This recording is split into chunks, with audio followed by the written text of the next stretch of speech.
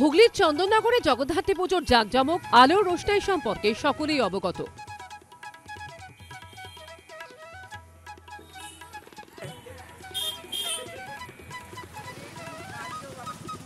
কিন্তু সরস্বতী বন্দনাতেও চন্দননগর পিছিয়ে নেই। লালবাগান জামরুলতলা সরস্বতী পুজো সমিতির মণ্ডপ জুড়ে ঝলমলে আলো।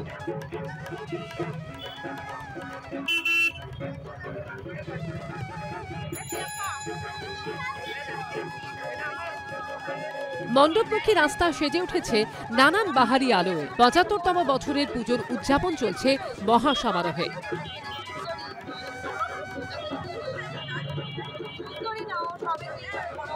বিনা হাতে মণ্ডপে অধিষ্ঠিত দেবী মূর্তিও মনোরম।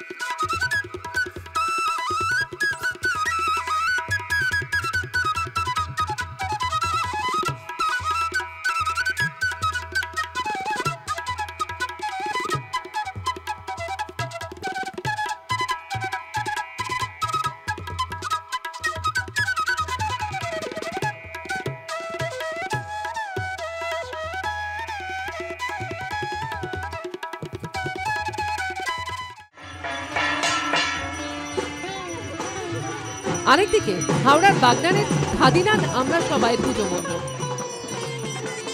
সকালে এলাকার সকলে মিলে সাবেকি পোশাকে সজ্জিত হয়ে সরস্বতী পুজোর ঘর টানতে যান রীতিমতন ব্যান্ড বাদ্যি বাজিয়ে।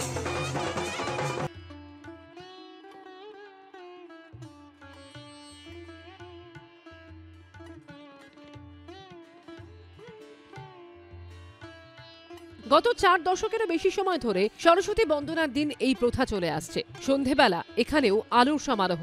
লম্বা পথ জুড়ে দুদিকে আলো।